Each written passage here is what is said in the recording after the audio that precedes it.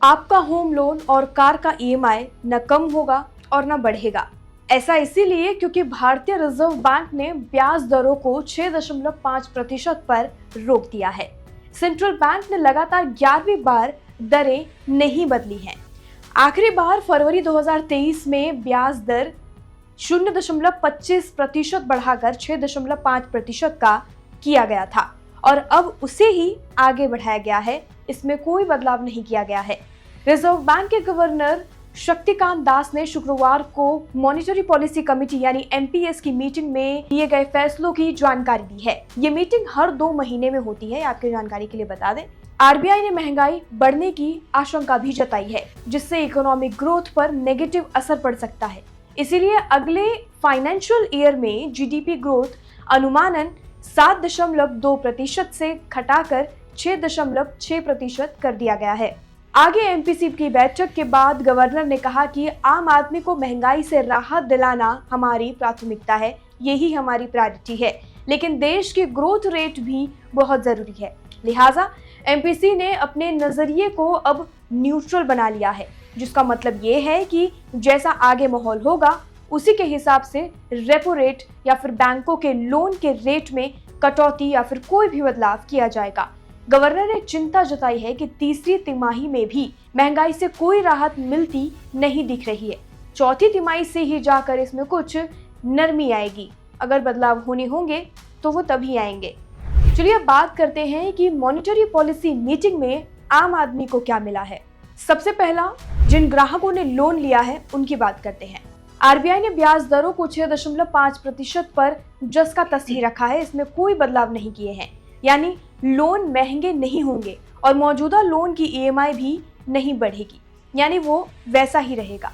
RBI ने आखिरी बार फरवरी 2023 में दरें 0.25% बढ़ाकर 6.5% की थी। दूसरा, बात करते हैं किसानों के लिए इसमें क्या बात की गई है। कोलेटरल फ्री एग्रीकल्चरल लोन यानी कोई सामान गिरवी रखे बिना कर्ज देने की सीमा 1.6 लाख रुपए प्रति उधारकर्ता से बढ़ाकर 2 लाख रुपए प्रति उधारकर्ता करने का फैसला लिया गया है। एग्रीकल्चरल इनपुट कास्ट और ओवरऑल इन्फ्लेशन में बढ़ोतरी को ध्यान में रखते हुए ये बदलाव किया गया है। आखिरी बार इसमें 2019 में बदलाव किया गया था। अब बात करते हैं जो ग्राहक यूपीआई इस्तेमाल करते हैं उनके लिए क्या बात हुई है। यूपीआई पर क्रेडिट लाइन यानी अकाउंट में पैसा न होने पर भी भुगतान की सुविधा उपलब्ध कराने की इजाजत अब स्मॉल फाइनेंस बैंकों को भी दी गई है। इसकी शुरुआत सितंबर 2023 में हुई थी। तब से शेड्यूल्ड कमर्शियल बैंक्स जैसे कि एसबीआई, एचडीएफसी, आईसीआईसीआई और ऐसे ही दूसरे बड़े बैंक्स के जरिए उपलब्ध कराया गया था। आरबीआई का कहना है कि ताजा फैसले से ज्यादा लोग वित्तीय लेन देन की सुविधा इस्तेमाल कर सकेंगे, क्योंकि इसमें ज्यादा कोई बदलाव नहीं किया गया है। अगला है बैंकों के लिए इसमें क्या बात की गई है, ये भी आपको हम बता देते हैं। कमेटी ने बैंकों के लिए जरूरी कैश रिजर्व रेशियो यानी सीआरआर को 4.50% से घटाकर 4% कर दिया है। इससे बैंकों के पास नकदी बढ़ेगी, जिसका इस्तेमाल वे लोन बांटने के लिए कर सकते हैं। ये तो हो गई एक पॉजिटिव चीज जो इसमें ऐड की गई है। बैंकों को अपने पास जमा राशि का एक कम से कम जो परसेंट है वो आरबीआई के पास रिजर्व के तौर पर रखना होता है। इसे ही सीआरआर कहा जाता है। इसका इस्तेमाल आरबीआई इकोनॉमी में मनी फ्लो को कंट्रोल करने के लिए करती है।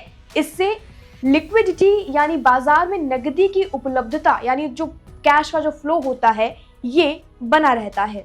अगला है इकोनॉमिक ग्रोथ पर। इस पर मीटिंग में क्या बात हुई है ये भी हम आपको बता देते हैं।